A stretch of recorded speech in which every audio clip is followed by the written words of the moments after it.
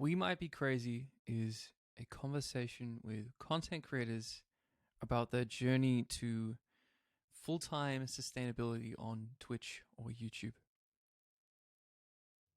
Today, I'll be talking to HelloYinny. Hello, everyone. Welcome to episode 6 of We Might Be Crazy. Today, I have with me HelloYinny and her cat. Could you introduce the cat and yourself, of course? Okay, my cat is Puddles. Come on, get up. First of all, hello. She's not getting up. But yeah, hello. My name is Yinny. Also, hello Yinny. I stream on Twitch. I make content for TikTok and YouTube as well.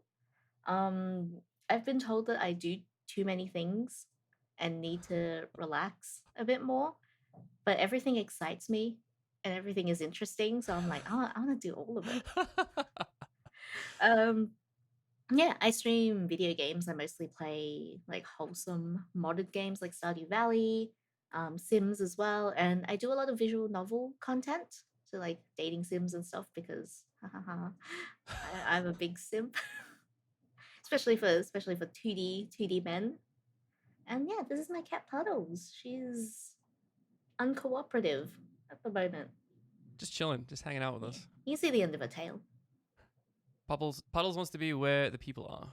Yeah, very So clingy. I do love. Before we get into the origin story that you and I are probably excited to talk about, Yeah. I want to go back. I want to go back even further.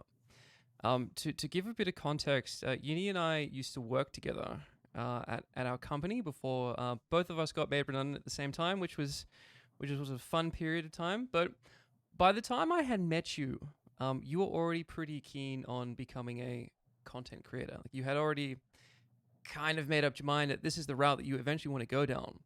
So I want to hear before that point, when did you decide to make this your goal, your dream? I want to do this. I think it's like ages ago. Yeah. My first exposure to like proper gaming was probably Markiplier back in the day with FNAF. And I was just like, this looks pretty cool. Obviously, like at that time I was like what in my teens. Yeah. So I was like, oh, being paid to play video games must be so cool. Obviously, now that I'm doing it, I'm like, we're not being paid to play video games, we're being paid to suffer. In like a fun way. Um yeah, so I saw that and I really wanted to do it. And then at the same time, my mom got me a PS2 years and years ago. She's like, happy birthday, here's a PS2, here's Kingdom Hearts. And I'm like, all I want to do forever is play games now. And Wow. then, yeah, I think like Markiplier's was the only creator I watched when I was younger, because back then he was like the only one. And then later on, I started watching Germa a lot Yeah. and I found him hilarious. Um, Yeah, to be honest, I actually don't watch too many creators. I have one favorite creator that I absolutely adore, like as of now, and that's like, nope, nope, we're not showing that. um, um, yeah, and that's manly badass hero. He does like okay, he's as cool as his name, Yeah. and I think he was very influential on me as well in terms of how I wanted to create because he just does whatever he wants. He plays horror games, he plays like horror dating sims, and he doesn't subscribe to the whole like, flashy editing Yeah. that's very prevalent on YouTube these days with everyone like if you want to succeed on YouTube, you have to do like 50 billion jump cuts in the first 2 seconds. And I'm like, but he just sits there and plays and he's like funny and he's got people who care about him so much. And I'm like, I want that. I want to do that. Yeah. So it's like, yeah. So obviously, when I was growing up, I thought Germa and Markiplier were cool as heck. And then I came across Manly like a year or two ago, and I was like, Hmm. I want to do this. I think what I find really interesting about your journey is so you've obviously made that decision really early on. Hmm. Did that kind of, I guess, influence your decision to go into marketing slash kind of social media marketing? Or was it just kind of like an unrelated thing that just happened to probably work out for you? it just kind of happened because it has nothing to do with my degree. Yeah. And but while I was in uni for my masters, Mm. one of the departments needed a social media volunteer, and I was like, you know what? Why not? Um, so I ended up doing it. I was like, you know what? This isn't half bad. And like, obviously, when I first started, I was like, yeah, all I have to do is just post to Instagram and put some hashtags down. But obviously, the more experience I got, I was like, God help me. Ooh. It's a bit of a rabbit hole there. Yeah. But yeah, it was nice. I think it worked out well because obviously the skill set that I built was very, very beneficial. Um, in the last 10 months that I've been properly streaming and creating content. Mm. Yeah, it's been nice. And then, so wait, what did you study? What was your degree? So I did a journalism for my bachelor's, Ah. and like comms and yeah, it was like journalism comms, and then for my master's because I for my major in my bachelor I did like transnational media, so that was looking at media in like conflicts and stuff like that, and then for my master's I ended up doing a master's of international security, Yeah. and then for my thesis I actually majored in like a cybersecurity type of deal. So the thesis title was like looking into creating a defense protocol for countries when it came to like cybersecurity threats and attacks. And then for my capstone in my first year of that one, I did like a nuclear non-proliferation treaties and stuff. And then I finished it and I was just like, well, now that my degree's done, me volunteering in social media just kind of made me want to do this instead. So damn. Well, I was gonna ask, like, like, what were you thinking when you started your masters? Like, what career did you eventually be like, all right, this is the direction I want to go with this? I wanted to do like international security. Okay. Yeah, so like assisting with like, Ah. like analytics and like interpreting data and all of that, helping to form like defense plans and stuff. And then like the more I worked, I was like, I don't really want to do this anymore. Rather just post pictures on Instagram because it seems more interesting to me. Yeah. I was like, oh, I don't want to do this. This sucks. It's interesting though, because I think it still gave me a lot of really good critical thinking Yeah. and like analytical ability, which was nice. And then, obviously, how long had you spent, I guess, doing social media kind of marketing before you and I met at our company? We won't say the name. I'd say 5 or 6 years, probably five. 5 years. 5 years, yeah. Okay. Because I'm the thing that I've always been very, very impressed with, I guess, the way that you've approached content creation in general is just how thorough you are with planning. Oh Um, yes. if I describe my method, it's just like I'm just gonna click live, and then whatever happens happens. And I think that kind of juxtaposing that with what you've done, which I was hoping you could explain, I guess, because actually, sorry, brain all over the place. When we met, you had I feel like you had a whole plan Yeah. of what you were going to do to kind of become a content creator. So I was really hoping you could kind of run us through your thought process of that and then how that changed when we met. Yeah. So I had about 3 months worth of market research, 3 to 4 months before I started properly creating content. Hmm. Because I was like, I would rather, I guess, spend my time doing as much research as I can, preparing myself and making myself ready, Hmm. rather than going live right now without a plan and struggling, Yeah. and then potentially getting disheartened and quitting because, like, I know what kind of person I am. Um, so yeah, like I spent 3 months watching different creators, like learning like how they interacted with their audience, how they built their community, and just really like did a lot of analysis and took a lot of notes. Hmm. So I could be like, okay, so you really can't just sit there and play games. There's like a lot that you have to do. And there's a lot that goes into building a personal brand. Yeah. So I was like, okay, I need to map this out because it's like I'm not faking a personality or anything. I just need to have it written down so I can be very, very sure of how I'm gonna go into this. I was like, all right, so these are the creators I like watching for these reasons. And like I would draw like commonalities between them. And I was like, I like watching them because they have something unique to share. Mm, And they also do a lot of community interaction. I was like, okay, that's the creator that I want to be.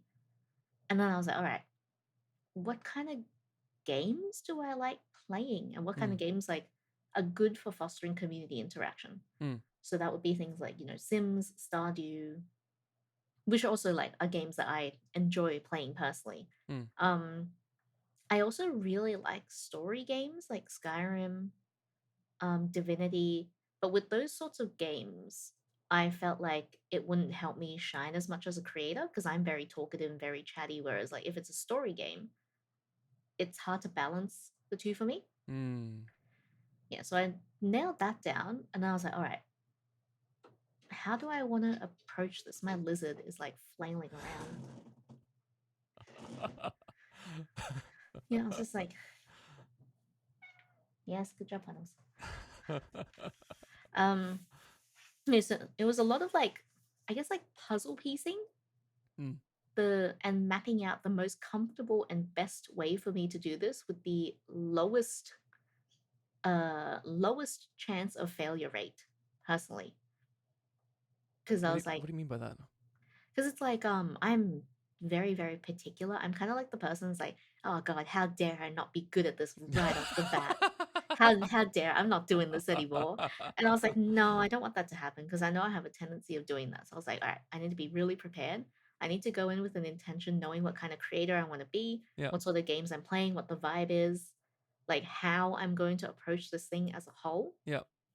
And then yeah, so I did like this whole plan, and then I went with it, and I think it kind of worked out.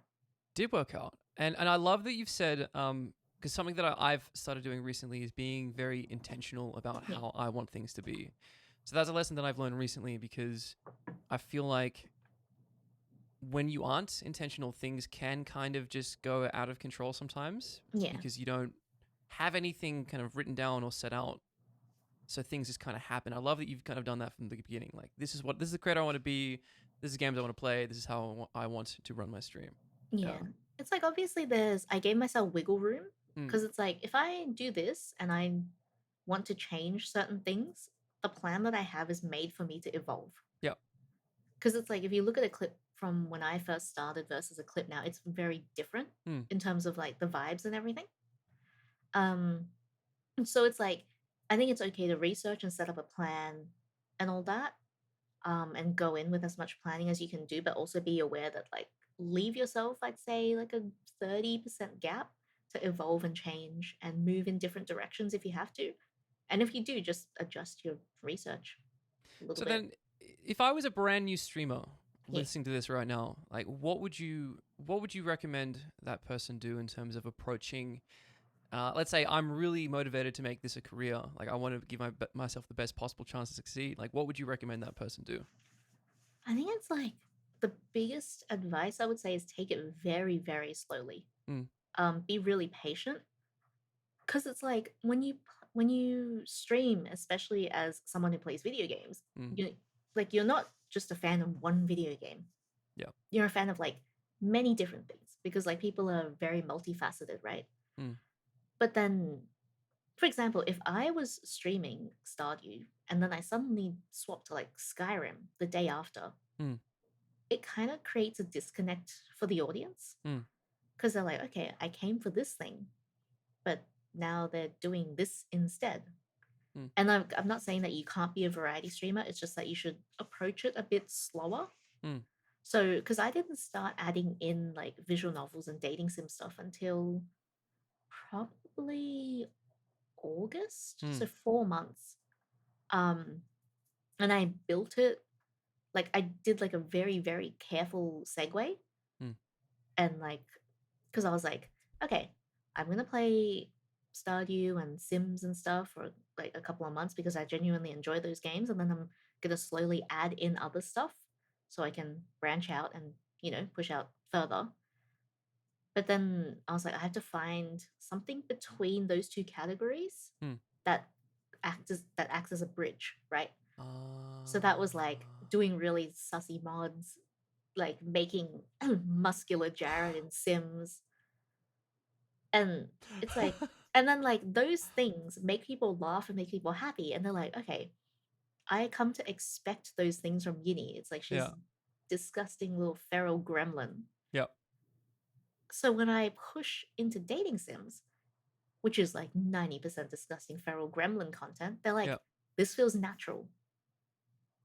So it's like you don't have to take 4 months like I did, but take it slow, is what I'm saying.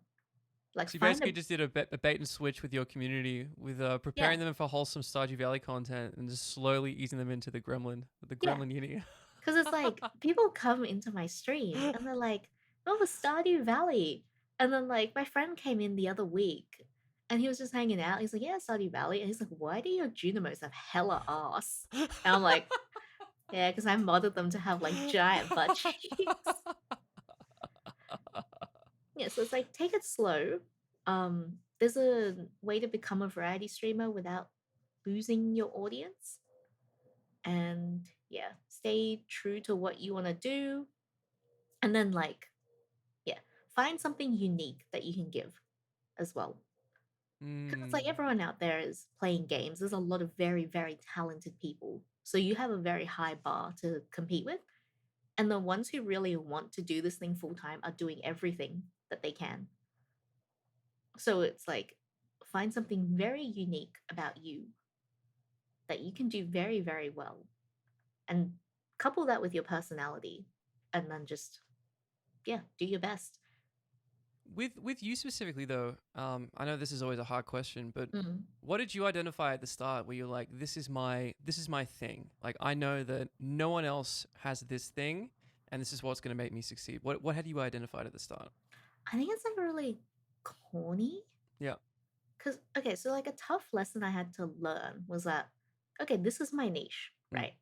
Like I like doing really weird, sussy dating sim stuff and kind of giving like people a bit of whiplash with my content. Yeah. Because they come in, they're like, oh, cozy vibes. And I'm just like, and then I just say something and they're like, Oh. oh, hang on a second. Nani? Yeah, which is like very me. Yep. But I'm also realistic in the sense that like this whole thing isn't unique, right? Mm. Like this concept isn't unique. Someone out there probably has the same concept because people there's a lot of people. But the thing that makes it very unique ultimately is you as a Mm. person. So like you really have to have faith in yourself, which sounds like really corny. It's like, oh, the only thing unique is you. But it's like it really is. And you have to like lean into your strengths and essentially like be your own best friend when it Mm. comes to this whole thing. Because the second you waver, it starts falling apart, which is like easier Interesting. easier said than done. Because like there's been days where I just lie on the floor and I'm like, I'm shit, I'm terrible. Yeah. No, I feel that. And I'm also really keen to hear as well. The few times, and I guess to give you kind of a bit of an explanation about me, the few times that I have planned and I've really kind of thought out what I'm going to do instead of just doing it, I've entered into a mode where I'm like, everything has to be kind of perfect. And I don't do the thing because I'm waiting for this thing to be in my head ready, which it never will be. So I've kind of just reverted to the other end of the spectrum where now I just do. I review, and then I change, and then that's kind of my process. So have you ever had periods of time where you've planned maybe a little bit too much, that you haven't done something, or and how did you overcome that? I think like when we first met, you were very, I guess, like adamant on me, like just do it. Just do it. It's like your plan's never gonna be perfect, right? And I think I really evolved into that mindset over the last couple of months. Yeah. So instead of like planning and making sure everything goes okay, I'm just like, you know what? Plan for like 70% and Yeah. trust yourself for the other 30% to pull through when things don't quite work out. I love that. And so now it just kind of goes like that. I'm just like, you know what? I've done as much planning as I can, but I can't predict what's going to happen. But I trust myself enough that, if something goes a bit funny, I'm Yeah. able to handle it with the other 30%. And that's really made me like tone down on the planning. So I'm Yeah. not like excessive. I'm more strategic and intentional with it. Yeah. And I don't write down every single thing. I do a scaffold and I'm just like, all right, this is it. And the other 30%, I can handle it. Yeah. Like when it, like if anything happens. That's so. It's an evolution on. I watched a video about 6 months ago about the concept of perfectionism and how you Yeah. should always aim for 70% of your best in Yeah. anything. Like as soon as you hit 70%, like it's done. You put it out, and then you kind of let the Yeah. world be that as it may. I love the 70% and trust yourself with the rest of the 30% that Yeah. you will be able to achieve that if you've, I guess, put the work in, right? Because it's like I went through around December, I went through like a bit of a lull with my TikTok where Mm, things that I knew would do well weren't doing well. mm, So for reference, I usually sit on 10K plus views like per mm, TikTok. These were sitting at like 1,000, 2,000, and I'm like, okay, something's not right. And I'm like, I don't know what it is. The mm, content is on brand, the metadata is right, the way I've edited it should be working, mm, but it just wasn't working, and it made me really upset. And then I was like, okay, I can't be upset just because I get a couple thousand views, because like it's like this is out of my control. mm, So it's like, what is something that I can do to give the control back to myself? And I was like, okay, I'm gonna try something new. mm. Maybe like do a new intro, use like different ways to like capture and hold people's attention. And I just kept like adjusting and pivoting, and I managed to fix it Mm. like very, very well. To the point where now that I've gone through that, and if I ever put out a TikTok that gets like 2,000 views, I'm just like, oh well, let's look at this. Let's look at the data. Let's see what's going on. If there's something I can fix, I will schedule it to be reposted a couple weeks later with the fix. Mm. And then if that doesn't perform well, then I'll just be like, all right, it's just not people's vibe, and we just move on and make something else. So your TikTok is something that I would love to talk about. Love to talk about. Because you've just been crushing it on the Clock app. Over the last 6 to 12 months. Yeah. But I want to go back to baby streamer Yinny. So how do you think Yinny, when they first started, would be Yeah. feeling seeing you where you're at now? Actually, I had this thought like the other day, because International Women's Day, and there was like a lot of reflection going on. Yeah. I was like, you know what, I'd be really proud, Yeah. which is like, yeah, interesting to say because it's not really, something that I've ever said out loud before. Um, but yeah, I was like, I think I've become like one of those streamers that I back then, like last year, beginning of last year, Mm. was looking up to. And I was like, that's really cool. Like, that's really nice. Because That's super wholesome. I love that. all I did was like what, go on stream, talk about boobs and like play games and be goofy and stuff. But yeah, it's really good. It's nice. And I guess what were the main learnings that you had? Because you're coming up to how long have you been streaming for? 10 months. Coming Coming up up to a to, year. yeah. So I actually just hit 11 a couple of days ago. Yeah, so next April will be a year, which Yeah. is very exciting. Good lord.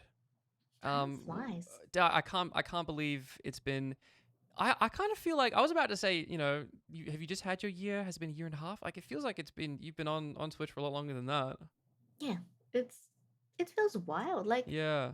sometimes it actually feels like it's just blown by really quickly. I was like, I swear, it feels like I've only been here for like 6 months, which is wild. And yeah, I just look at all the stuff that you've achieved on the platform.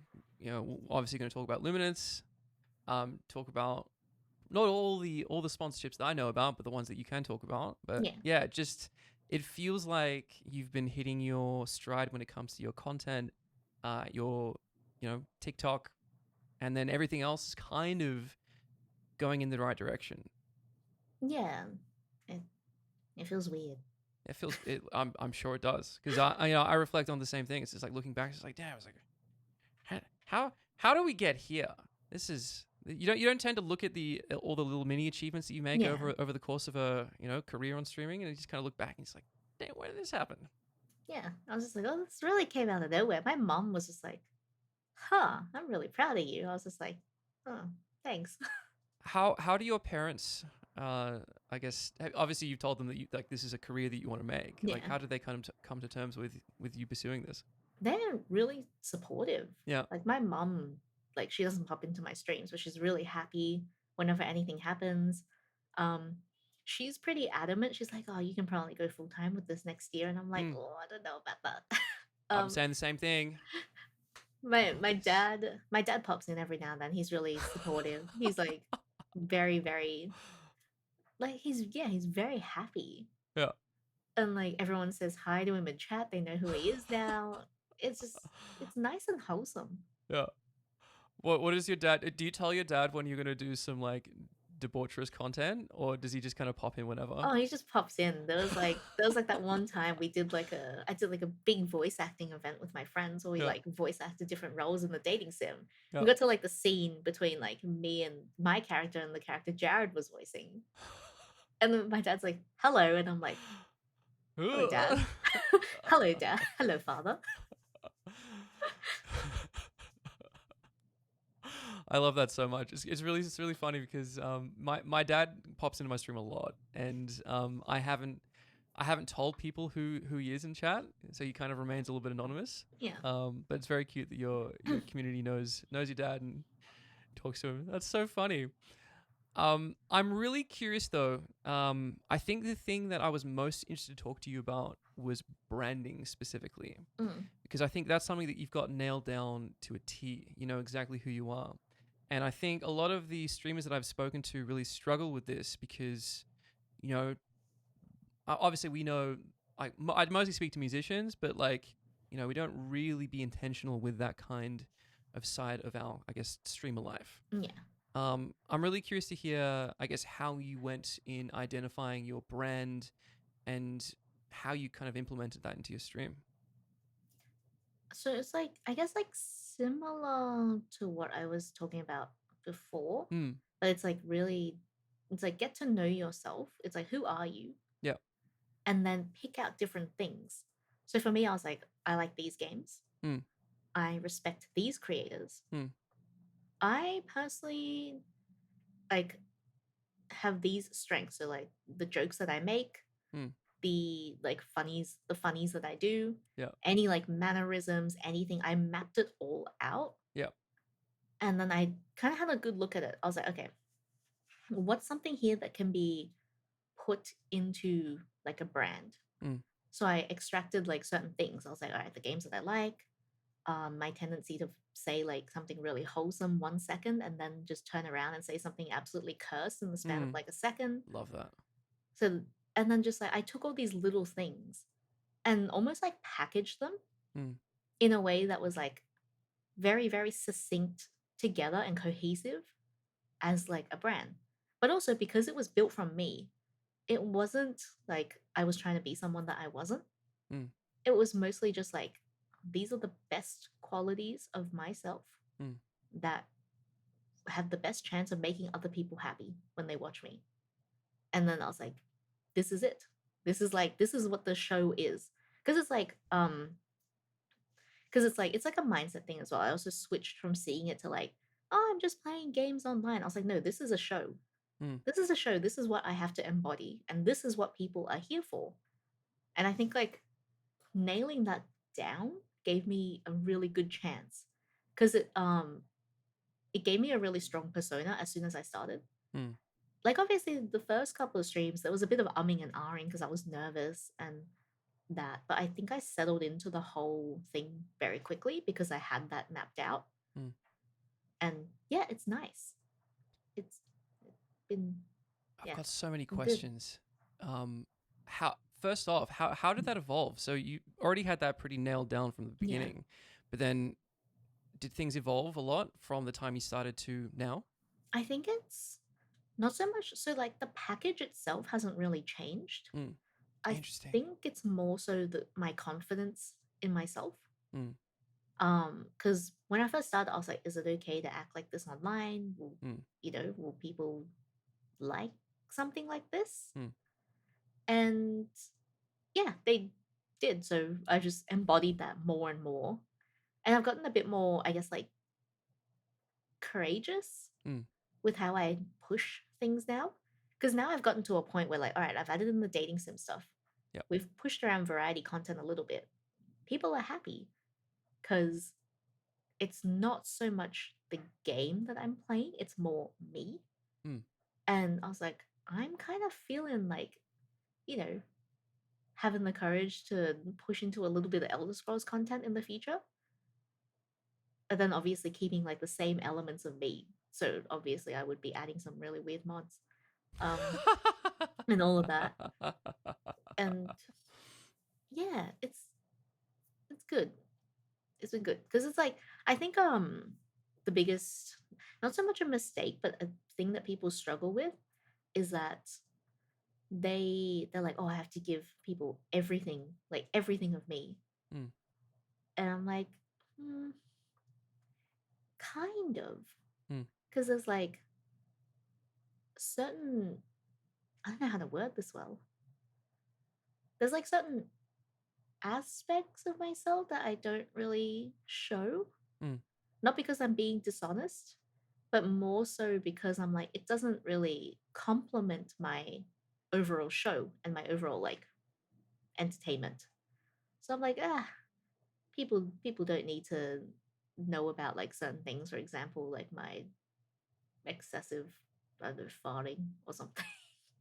I don't know. I kind of feel like it would be pretty on brand. Like people would just like know, they'd know about it and be like, yeah, that's Yinny. I mean, there was that one time I was like, I made a joke. I was like, all right, 10,000 bits and I'll fart in the mic. And then like my friend's like, I don't think you understand that 10,000 bits is actually not that It's not a lot. much. And I'm like, You've made a. You should have I said was like, what do you? 100,000. I was like, what do you mean? You should have said 100,000. He was very close, like very close to donating it. I was like, nah, don't you dare. And then Jared comes in, 10,000 bits. Sorry, actually, we Oh should add some god. context. Who is Jared? Oh, Jared's my partner.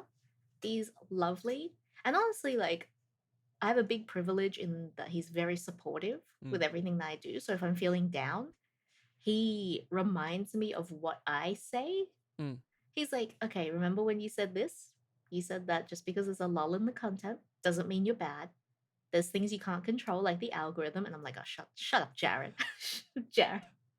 How dare you repeat things I've said back to me? Yeah. But yeah, he's great. You can often see him on my channel during charity streams wearing a maid outfit.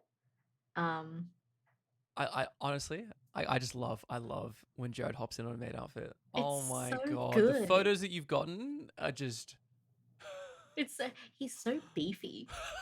He's a chunky boy, chunky in a ripped sense, but Yeah. just beefy. He's definitely a beefy boy. Just like Yeah. yeah, incredibly muscular man in a maid outfit, and he just owns it as well. Oh, he just rocks it. He Yeah, rocks it. just I don't have to wear one because no, it's like it's really nice. I've built a community where nobody wants to see me in a maid outfit. Like no one cares. They won't complain if they see me in one, but everyone wants to see Jared in one, and he's just like, I'm cool with this. It's kind of the same thing with Yue. Yue doesn't come on my stream very often, but when she does, she kind of steals the show because people see me all the time. But Yeah, Yue coming in, just like stealing the show. I imagine it'd be the same thing with Jared in the maid outfit. it's great. He danced to Sailor Moon for charity wearing a Oh maid my outfit. god. It was wonderful. I'm gonna look for a clip and wait. Actually, would it be okay if I looked for a clip and inserted it here? Because I think Yep. the people need to see it. Yep. Amazing. I'll link you the clip. Amazing. Now, an interesting thing that you've mentioned to me a few times, and I'm not sure if you're doing this unconsciously, but you said when we're talking about branding, you said, you know, it's still me. Like this is my persona. Have you ever had issues within yourself where you're thinking like, am I coming across as fake or coming across as not, I guess, aligned with who I am? Because I know a lot of streamers tend to just kind of see other things that people are doing and take things that might not resonate with them as Yeah. their personality. I don't think so. Mm. Like if anything, despite like, you know, being unsure of the algorithm, having a post that doesn't do so well, which is like all parts of content creation, the only thing I've remained very, very sure about of is myself Mm. and the fact that I'm not faking anything. Yep. Um, which is a very different story to Mm. maybe I'm just not good enough and likable enough as me. Because that does happen a Yeah. lot. But yeah, I haven't had that thought cross my mind, Amazing. which I is think it's really aligned yeah, with the fact that you spent so much time at the start, like really being intentional about like what you want this stream to be. yeah. Yeah. Because the thing is, like with me, if I'm not being myself, Yeah. I'm very uncomfortable, and you can tell Mm. because like it just shows on my face. It shows like in the content that I do. So I'm like, nah, I'm just gonna be myself. And it's like some people will like me for me, and some people won't like me for me, and that's okay. I can't really control people. Yeah. Amazing. And the other thing I really want to talk to you about as well is I think you definitely surprised me when you were saying, "Hey, I'm starting a stream team." Yeah. I love that. Right at the start, I think you were maybe 6 months into your journey, and you're just like, I'm gonna make this happen." Yeah. Like, tell me about that journey and kind of what led you there. It's like I don't know. So my stream team name is Luminance. Mm, Um the name I thought about for quite some time. mm.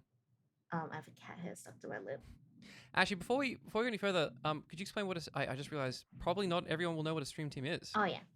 So a stream team is basically a group of people. It's something that you apply for on Twitch, Mm, and you have like names, you get like a cool logo. Basically, it's the equivalent of like having a friend group mm. that's sort of branded, Yep. and you do a lot of cool stuff together. Um, there's a lot of stream teams that are like, I don't know. I don't know where I'm going with this. There's a lot of stream teams that I admire, Yep. because it's a bunch of really cool creators coming together. But one thing that I guess like intimidated me was that a lot of stream teams are really big, Mm, and I felt very nervous as someone who's new to the whole scene, joining something that was quite established already. Um, so I was like, I kind of want to make something and invite like the people I really, really care about so we can do cool stuff together. mm. And it'll be small. So like no one here is like scared or intimidated or anything like that. Because it's like a small team. Um yeah, and then I was like, I want to do this. I'm gonna do it. Which I think is like a benefit of the whole ADHD thing. Oh yeah. It's like I want this and I want this now. Cause yeah, I messaged you about it. Yeah. And then a week later, I was like, I'm doing it. And then my friend, like, very kindly, because she helped me apply for it, Yeah. because you can only apply if you're a Twitch partner. Yeah, and then that happened, and I was thinking about who to invite and all that, and then everybody's now in, including like the final member of like what I call phase one. Um, and then we did our first major charity event like 3 weeks ago, 2 or 3 weeks ago, and it was so cool. Like it made me so happy because this is like, oh, this is what I want to do with my friends. Yeah. And so what we did was we did a 78-hour raid train. Oh my lord. So the whole team had 78 hours of coverage, one after the other, to raise money for the Trans Empowerment Project. And we I raised a love that total so of much. 4.5K US dollars. Are you serious? It was Dude, it was so congratulations. cool. That's amazing. Thank you. I was so proud of like everyone. I was like, this is what I want to do with friends. Like this Yeah. is so cool. How many creators were involved in the entirety? We had 12. Yeah, because Wow. back then we hadn't invited the rest of the members in, Yeah. which were like five more. Hmm. So a lot of us like doubled up slots as well. Like we did double streams.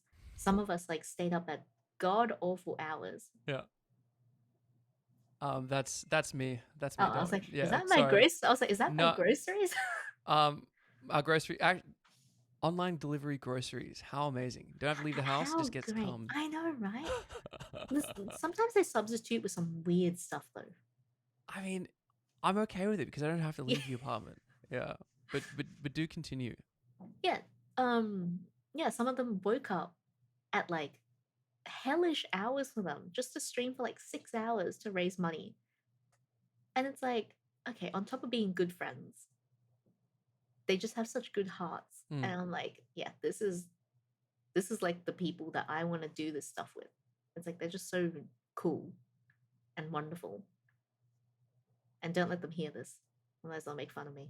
That's all right. Look, you don't have to share it with. I'm sure these people don't follow me on Oh, YouTube, they so already know that I'm doing this today. They're like, oh, they're okay. so excited to watch it. And I'm like, oh damn. It's all right. I'll give you two different versions. I'll give you the one where this part's cut out, and then I'll put the full one on my YouTube. So yeah, you can. It's all right. I got you. Yinny. But I no, got they're you. genuinely like some of the best people I've ever met. And I'm like, Yep. because I think it's like I'm very like my friends give me strength to do things. The Mm. people I care about give me the strength to like do what I do. And if I didn't have them, I wouldn't be able to. I'm like 100% sure that I wouldn't be able to achieve everything that I've done. Mm.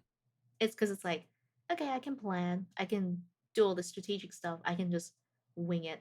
But Mm. it's like credit when credit is due. I think like my friends have helped me immensely. And it's like if they weren't here, if they didn't put their faith in me as well, I would not have achieved like this much in such a short amount of time. Are these people that you've met over the course of your Twitch journey, or had you known some of them before you started? So one of them, the one who made the team for me, Hmm. I've known her for almost a decade. Wow. We actually met on Tumblr, and I've like flown over to LA to hang out with her and everything. Um, yeah, it was wild because we lost contact for a little bit, and then I found her streaming on Twitch, and we Yeah. reconnected. And despite the fact that it's been years, we just kept talking like nothing like ever happened. Yeah. Like we didn't lose contact at all. It's just kind of like we just paused it and then we picked it back up and everything was exactly the way it used to be. And everyone else I've actually met over the last year. Yeah.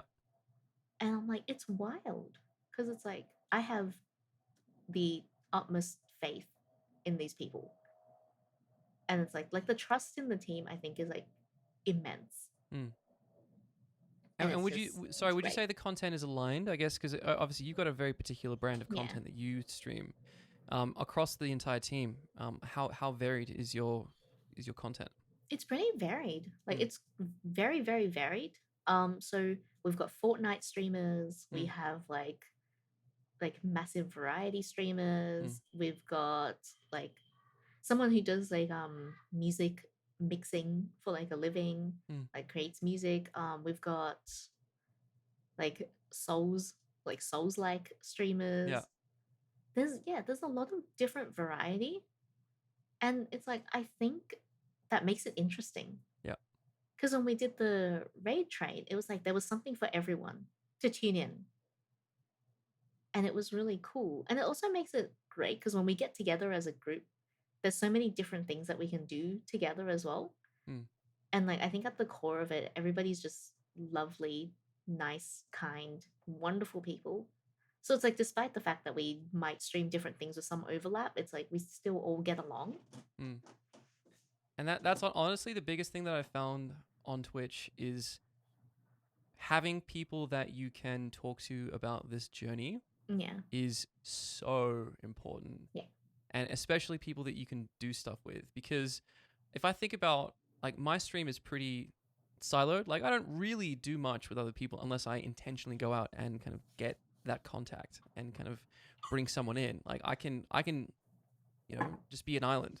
But having access to other people who are as passionate as me, as awesome as me, and kind of bringing them along with me and kind of letting them in is just, it makes this process just so much better. It really makes you feel like the Powerpuff Girls, honestly. Oh, 100%. Or like 100%. Teen Titans or something cool. Which I'm just Powerpuff Girl like, would you be? Buttercup. Buttercup. I've thought about this extensively. Wait, which one would I be then? You like Bubbles. bubbles. Because you're I like can take bubbles. nice and cheerful and goofy. I'm just wondering, would Jared be the professor what's the Utonium? no the dude who made the Powerpuff Yeah, Girls? Professor Utonium. Is that his name? Yeah. Jared would be Professor Utonium. Jared reins me in when I go a bit like go a bit too much. In like a good way, in a way that's like comedic for everyone to watch. Cause like God, I'm trying to find an example. I remember I made like some weird cursed comment about feet. And then he like came onto stream, grabbed my chair, and he's just like, all right, that's enough. And then he just like dragged the chair away. So it's like a really funny bit that he does. I actually just thinking about that. UA has done the same thing where I've said something, she's come and she's like, "That's not true." It's like that's enough. Enough out of you though. Yeah. I'm honestly thinking like talking about all of this, it just makes me think that having a support network of just people who can help you on this journey, because it is hard. It's not the easiest. Well, I Yeah. mean, nothing in life is easy, but I think this one you kind of tend to isolate yourself a lot, and having people who support you is just so important Yeah. on stream and off as well. And where do you see Luminance going? Like, what do you have? What plans do you have? Probably more charity Mm, events. Because now that we have like more members, mm. I think our capacity to do cooler things has been, pushed up a little bit.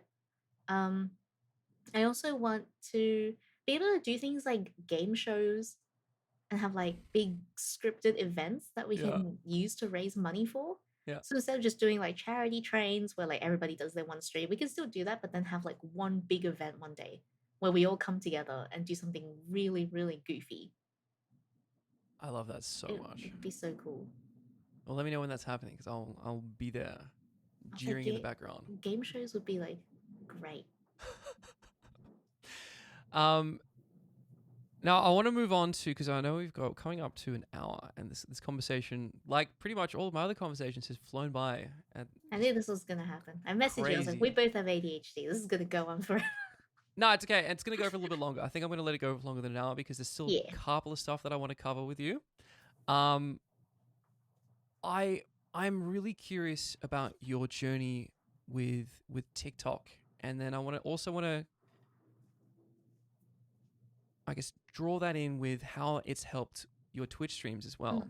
So when you first started on TikTok, what was your intentions and kind of how that might have changed over time? So, with my other platforms, Mm. I've always had the intention for it to be a funnel. Yep.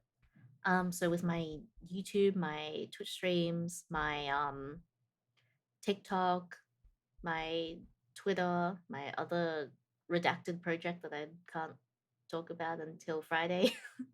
Oh my um, god. it like the Wait. one, This is coming out next week. yeah. You want to talk about it Uh, here? oh yeah, why not? It's the blog that I told you about. Oh, perfect. Yes. Yes. Yep. So everything that I do, my intention is for it all to fit together Yep. in a funnel. So the blog is designed to like, be like the top of the funnel. It's easy access. People read very quickly Mm. and like it takes advantage of SEO. So it's like it sits at the top. Mm. And then towards the middle-ish, you have people that start to get to know you a little bit better. And that's where the TikTok comes in. Because I'm like, I'm gonna take the best moments of my stream, of my personality, and put it out there for people to see. Mm. Because it has such an amazing outreach. Mm. And then when people see that, they'll be like, oh, this is someone that I would like to hang out with. Yep. And then they just come over. Because I've had like, I would say every stream also, I have 2 or 3 people who are like, hi, I'm new here. I found you on TikTok. Wow. Which has been great. Amazing.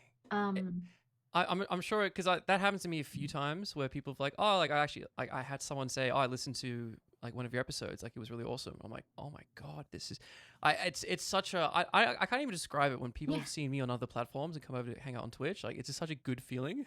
it's such a like I'm so incredibly thankful because it's such a big privilege to have people see you for like 15 seconds Yeah. and then decide like this is someone that I might not mind spending time with. Yeah. Because I've met like a lot of people through that and they've become like a big part of my community. Yeah. And it's yeah, I'm just like very, very thankful. Because it's like at the end of the day, it's like these people are giving me their time and time is limited. Yeah. And it's like, yeah, it's just nice. And I also think that you're probably one of the only streamers I've spoken to has thought about their content in terms of a funnel. I find that so interesting. I think it's like it's also a privilege because I have, like a marketing background. Yeah. Because I'm like, yeah, okay, so middle of the funnel stuff, like shorts, reels, TikTok, Mm. hello puddles. Um, they're easily accessible, easily consumable, and they show more of my personality more so than the blog does. So they sit in the middle because it helps people consider going down to the bottom of the tier, Mm. which is my long form YouTube videos and my Twitch stream. Because that takes a lot of time commitment and a lot of like, I guess like, yeah, a lot of time commitment is what I'd say. So it's like everything is laid out to work in that direction. Mm. So it's like you first get a glimpse of me when it comes to like blogging, SEO, Mm. whatever. And then you're just like, okay, cool. This person kind of knows what they're talking about, but I don't really know them through the blog. And then, like TikToks and stuff, this is easily consumable. Mm. And they're like, okay, I'm getting more of a glimpse of who this is now. And I think they're kind of cool. And some people would then take the next step and be like, okay, yeah, I wouldn't mind hanging out with this person a bit more for an extended amount of time. And then in comes like the long form content Mm. and the like the streams. So it all kind of just works together and goes down. And obviously like throughout all of the content, it's always consistent. Mm. Like my blog is about like curse Stardew mods, Yep. dating sim reviews, Yeah. like guides and everything. Yep. And then the second tier is just like the funny moments, but we're still talking about like the same things. And then you get the stream where it's like the same stuff, but firsthand, like completely unfiltered. So it all just kind of like fits together in like this one big ecosystem. Well, I'm worried because that's a lot for It, just you to do. it's a lot. Sometimes I lie on the floor and I'm like, God help me. And especially like you've been juggling with this it was full time your Yeah. work before. How have you gone? We're going to come back to TikTok, but I'm really Yeah. curious to hear how you've managed to, I guess, work a job, but then also manage this as well. Pure spite and stubbornness. Pure, it's like spite, stubbornness, spite towards myself because I'm like, you put a lot of effort into this. If you don't give it your all and you give up, that's just sunk cost and time and everything. Yeah. It's like, you really want to do that? You really want to be a PP head? And I'm That's like, that's the no. voice just calling you a PP head. Just be Yeah. like, you gotta do the thing, Yinny. So it's Gotta like, do it. yeah, because honestly, I'm quite tired, but I don't regret anything. Yeah.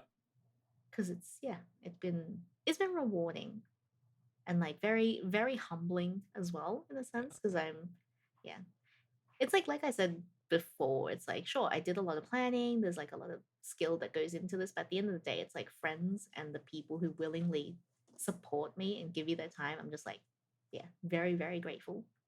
Makes it all worth it, basically. Yeah. Yeah. And actually, I'm gonna ask that question last. Going back to TikTok, whenever I talk to streamers who are wanting to go into gaming, Yeah. I always say, go look at Yinny's TikTok. Like, this is a good example of something Aw. that is just continuously consistent across all platforms, and you know exactly what you're getting. But I'm really curious to hear from you. Did you think it would go like? I mean, you've got 40,000 followers at the moment. 36K? Okay. Yeah, getting there. Did you think you would like, I don't know, shoot up that high that quickly? No way. It was like, I think when it comes to getting viral on a platform like that, you need to have a game plan Hmm. because you need to capitalize on it and ride the train, right? So you keep Yeah. going. Because a lot of people go viral and they're like, oh, cool. Now what? And then sometimes they might make another video and it won't do as well. So with me, when that first video went up, I was like, it went up for a reason. Yeah. And then I went and I looked at it. I was like, it was showing something unique. Yeah. It evoked an emotion using a very popular game as a vehicle. Yeah. The metadata was consistent, the editing was right off the bat. Yeah. I need to replicate this over and over and over again. What were you doing that on the clip that went viral? It was a clip of a mod in Stardew Valley where one of the characters, who's usually quite well put together, said something really sus. Okay. So when I pushed that out, people are like, hang on, Nani? I don't remember him saying that. And I think like the whole like nunny like aspect of content is something that I embody a lot with everything I do. Because I'm always like, yeah, like with TikTok, I'm like, okay, fast intro, evoke Yep. an emotion, give people something that they want. And then there's like two ways that I approach it. Because I spent like some time doing like that method over and over and over again, Hmm. which worked. And then until it sometimes doesn't. And I'm like, I need to fix this somehow. Hmm. Because TikTok had switched their algorithm at the beginning of the year, making it harder to push content out and making it much more SEO dependent. Right. So I was like, okay, I need to start making search based content and pairing it with browse content. So, how I differentiate the two is search based content is something that's very SEO friendly. Yep. So, with me, I've started making like mod compilation videos, mod recommendations, game recommendations, because these are things people search for naturally. Mm. It's like, what kind of Stardew mods can I get? What sort of dating sim game should I play? Like, these are questions that people search for naturally, right? Would they be searching on? Would this be Google or would they be searching on TikTok? Either or, because I've Okay. had my TikToks pop up on Google as well. Right. And then, so once they have that, I usually put them all in a playlist, Mm. which kind of pushes the whole agenda of binge my content, Yeah. which is a good signal for the algorithm and stuff. So they look around a bit and they feel more compelled to look through my other content, Mm. which is then sprinkled with like browse content. And browse content is something that I describe as something that's really showing your personality, who you are Mm. as a creator, the reason that people want to watch you. Well, not so much the reason people want to watch you, the reason people want to stick around. Because when you do search based content, it's like, all right, I have this information. Cool, thanks for the info. But if you get into the browse based content, it's like, oh, Yinny's actually really funny. She's really weird. Her cat's fat and wonderful. And then they stick around. So it's like, I have people coming in continuously with the SEO that I've put on all of the search based stuff. Yeah. And then they stick around to binge all of the browse stuff. And they're like, okay, cool. And then they just come over and like, go into the whole funnel thing. And yeah, it's great. That's so interesting. So if someone consumes a piece of, let's say, search content, does TikTok kind of recommend they actually look at your other stuff? Or Yeah. like, so when they're scrolling through the For You page, would they be more likely to be shown something that you've done in addition to that? It depends Yeah. on like several factors, whether or not they interact with the content, if they like it, comment on it, share it, save it, and Mm. also the retention rate. Mm. If they watch the whole video through, TikTok will start recommending more of your stuff because Right. it's gotten a good signal, right? Like this person watched her content all the way through. They'll probably like some of her other stuff and then they'll push it out. Because I've had like a situation where a friend watched one of my TikToks and then the next like 9 of them were just mine. And she was like, well, the algorithm knows I really like Yiddy. That interesting. And in terms of where was I going to go with this? I had such a good question lined up. How often are you uploading every day? Honestly, minimum 5 times a week. 5 times a week. Okay. Only because it's what I like doing. Mm. I think that like if you want to succeed on a platform like TikTok, there's no need to upload 5 times a week. It's just because I've found that working really well for me and I would like to stick to it and be consistent with it. Yep. I've seen people do well with just like 3 times a week or twice a week. And it's like, I think the important thing to think about with this is like, it's not so much the upload frequency, because obviously like that does, come into play when it with the algorithm and stuff. But if your content is very, very good Mm, and provokes a lot of thought and emotion, mm, you're always going to have the loyal people who will watch you no matter what, yeah. who will like, if not the algorithm pushing it out to people, will go onto your profile because they remember you and they're like, I wonder if they've posted anything else lately. So it's like, yeah, I don't recommend people posting 5 times a week because that's a lot. Mm, I'm just spiteful and stubborn. yeah. That's why I post like so much. It's so interesting because now there's this alignment, I think, across. I've heard similar sentiment from YouTube as well, like YouTube creators who kind of give advice. It's like content is kind of just becoming king. Like Yeah, instead of having consistent upload schedules and kind of really tweaking your videos, like if people resonate with your content, then it will do well. And there's yeah. not really much else to think about.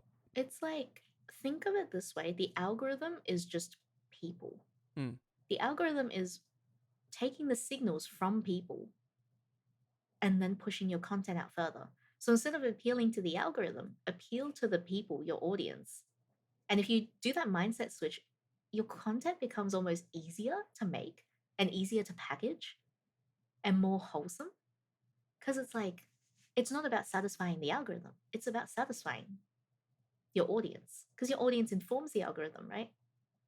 So it's like, look at it that way. It That's it's wow, you've blown my mind there. I've it's so never thought about it like that it's before. so like obvious, Yeah. but you don't think of it. You kind of think of the algorithm as just like some nebulous thing that Yeah. exists above, in the kind of cloud of tech and stuff. And you're just like, oh, I don't understand it. But if you, I people, Imagine it like a imagine it like a computer, right? yeah, But the people entering the commands into it is your audience. yeah. The people will tell it what to do, essentially, in a sense. Like the people will guide it to push your content out, so on and so forth. And Because then it's would you like, say that has kind of influenced how because you've basically told me that, well, told us rather that yeah, you got that first viral piece of content and you're like, okay, like we've got something that resonates with people. yeah, How can I kind of replicate this emotion and this feeling so that like we can repeat this? yeah. Yeah. Because it's like, if you think about it, likes, saves, comments, shares, people watching, they're all active actions taken by your audience. Yeah. And then it's a good signal to the algorithm. So the algorithm's like, okay, I'll push it out. So it's like the algorithm's not actively out there to hurt you or suppress you. It's listening to people who have consumed your content and analyzing their reaction. Yeah. How would you say then? Because you mentioned before that the algorithm did change. Mm. What? How does that work in terms of, I guess, TikTok pushing content? So there's like an observation that I made. Obviously, everything's like speculation because I don't Sure. have insider um, Yeah. observation or anything like that.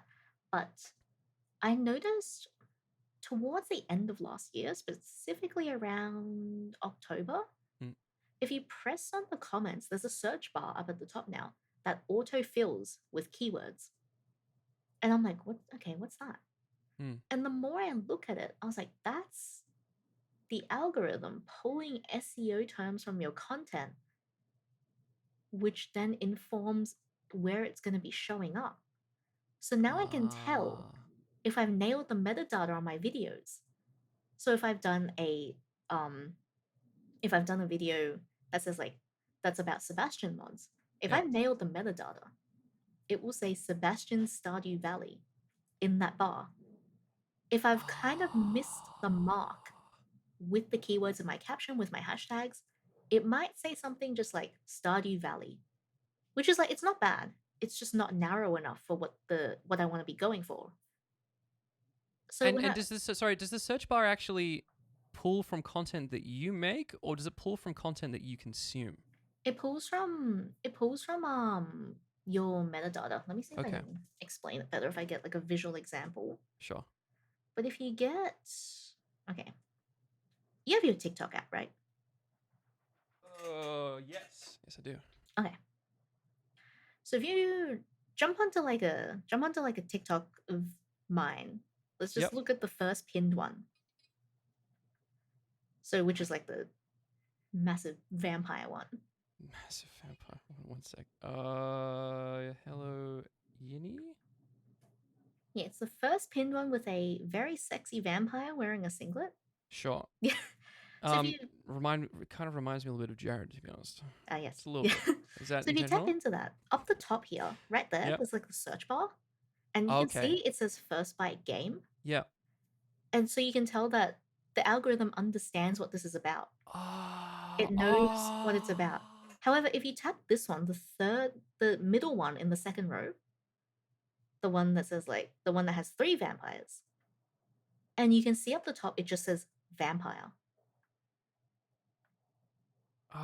It's like that's telling me Okay. I didn't nail the metadata right. It didn't pick up on it enough. So because of that, you can see that the distribution of the views is also lower because it isn't quite sure where to push it out to. Because vampires could mean literally any number Yeah, of things across any number of mediums. yeah. Oh, that's so interesting. It's so cool. And I also realized that people commenting can influence that as well. Yeah. Because so one of the voice actors for the vampire, his name's Alejandro Saab, Mm. very talented man. On one of my TikToks that blew up, a lot of people were saying that's Alejandro Saab. That's Alejandro. And then in the search bar, it would say Alejandro voice actor. And because he's so popular, that video blew the heck up. Like all of his fans jumped onto it and they're like, we love him so much. We want to play this game now. So it's like I realized, yeah, towards the end of last year, you could use that search bar to inform whether your metadata set is correct. And by metadata, I mean the keywords that you put in your caption, Yeah. the hashtags that you use, and to a certain extent, the captions as well, Yeah. because the captions read as an SRT file for the algorithm. So it'll know to pick words out of there as well. And then I can then use that as a tool if I ever want to retest my content because the metadata was shit. I can just be like, all right, I will just tweak it because this set didn't work last time. It's so interesting to That me. is wow. You've blown my mind. And then obviously, like, if they like that piece of content, they have the option to click up the top Yeah, search and like find other stuff that is like that. yeah, So you're kind of banking on the fact that people are like, interested in this really specific niche that you're yeah, uploading, and you want to make sure that your content is perfectly aligned with that. yeah. Wow. Okay. Um, It's this so yeah, cool. 95% of the reason why because you think about this stuff in a way where I've heard very few. Like obviously, there's like a bunch of TikTok people who are really awesome at what they do, Yeah, but I feel like you might be taking it like a step further in terms of the specific things that TikTok look for. And you also made a really great. Are you publicly talking about your kind of like social media content strategy guide that you made a while back that you showed me? not really. I mostly share that to friends because Okay. only because like I'm nervous putting stuff out like that because I don't Yeah. want to be. That's not what I want to be known for. Yeah. Fair. Mm. Yeah, so I'm just like, hello friend, I'm here to help you, and then I just like every now and then I do like a TikTok guide, Yeah. like that I chuck on Twitter, which is obviously like the one that I linked you couple of months back, Yeah. like every now and then. But yeah, it's not really something that I want to be known for because I think like in terms of creators like that, I think like Kat Leante has the space filled. Oh And yeah. she's incredible, Absolutely. very very talented, and I'm like yeah, she's got it covered. Yeah. And you're trying to make like I guess known for your gremlin mode dating sims. Just want to be Yeah. sussy on the Just want to be internet. sussy on the internet. Yeah. That's fair. That's fair. Wow. I'm gonna be processing that after this conversation. It's cool, right? It's so cool. Yeah. I'm gonna see if I can fit in some screenshots here just to kind of show what we're talking about specifically. But Yeah. damn, that's insane. Last part I want to talk about is, and the final piece to the puzzle that is HelloYinny. You've been crushing it in the sponsorship game recently. Tell Mm. us what has that process been like, and how because actually I think you mentioned to me that did you work with influencers before? Very, very limited experience. Yeah. Mostly from like a content collaboration sense. Mm. Went back when I was doing like events. Mhm. Yeah. So that was like my limited capacity. But even then, the understanding that I had was that the company wants to use your audience, Mm. right? Because it's much cheaper than paying for targeted advertising. Yeah. Because targeted advertising, you never really know where it's going to go. And there's a lot of A/B testing. Is the targeting right? Do Mm. I need to put more money in to test it? It's a lot of money. Yeah. Whereas if you contact an influencer, they're like, this influencer already has the audience I want. I can Mm. just pay them and get them to promote it for me. So it takes out all the A/B testing, all the expensive guesswork. And if you think about it, it makes it easier, right? Mm. Because then you can be like, hello, company, this is my audience. They're very precious to me. I'm not going to sell them products that I think are shit. Yeah. So, but I do like your products. If you would like to work together, here is my rate card. Mm. And I would also like, for example, like a code or something to give to my audience. Yeah. Because it's like, I don't know if it's too spicy to say that, like, in this situation, you're the one that kind of has the power in a sense. Well, yeah, absolutely. Well, you have a thing that they want. Yeah. So technically, you are like, if you're able to prove, I guess, Yeah. alignment in terms of audience, like you do have the 100% have the power. Yeah. Yeah. Because it's like, with sponsorships, sometimes they reach out to me. Mm. But I quickly learned that if you want sponsorships, you have to be proactive with pitching. Mm. And the way I normally approach them is just like, hi, friendly introduction. It's like, my name's Yinny. I make content like this and this, which, uh, means that my audience is like this demographic here, which aligns very muchly with your target audience with the products that you're trying to sell. Would love the opportunity to work together. Here's some stats.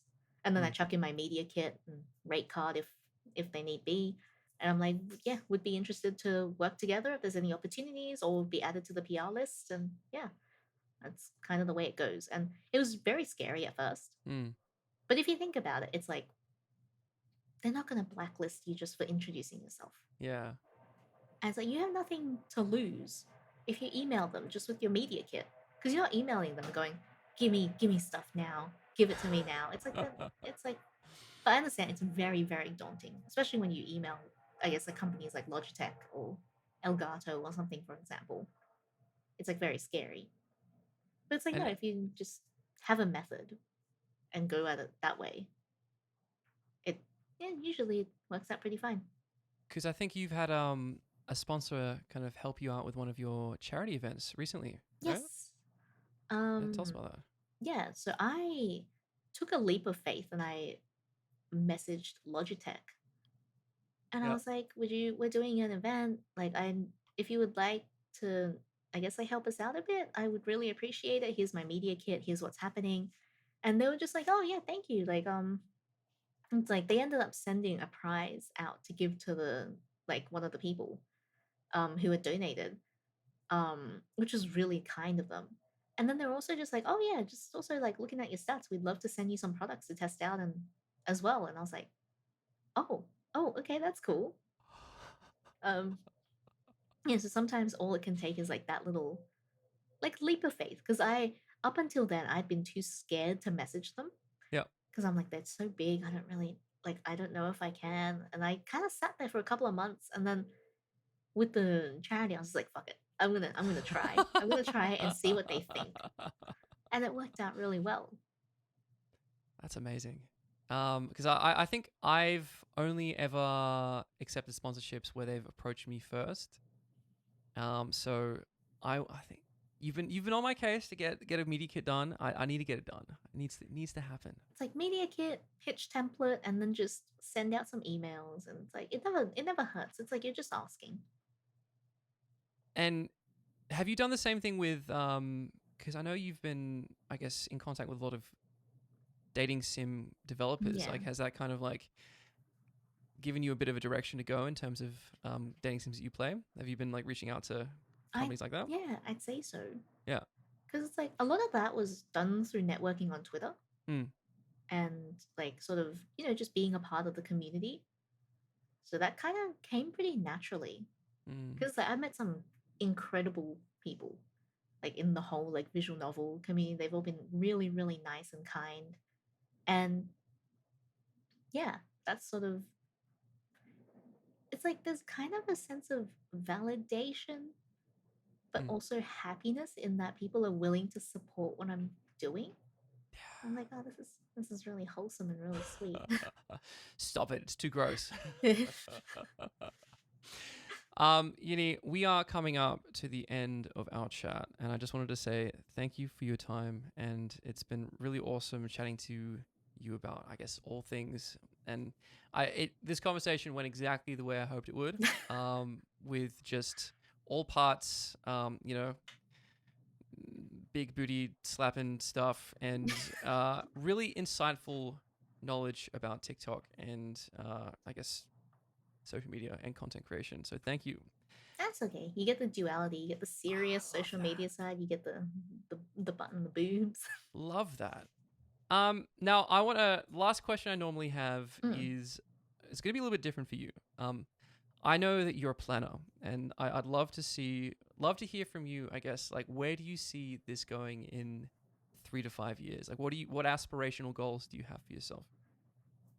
Probably, I'd love to do this full time Mm, and I've planned for like several income streams. yep. So there's the content creation side, but eventually I also would like to open a business that's attached to this whole thing.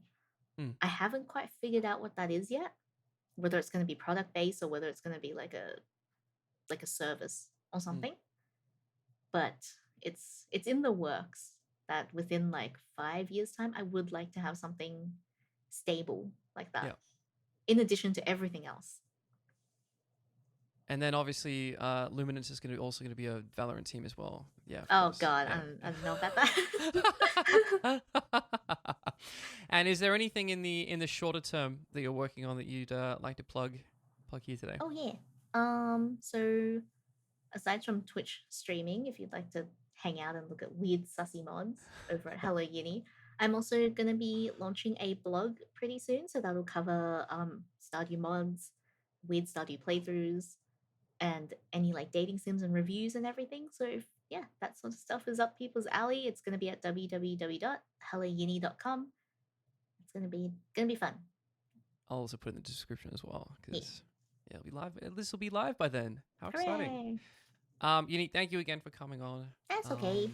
Yeah, really appreciate your time, and I'll stop the recording now. Yeah.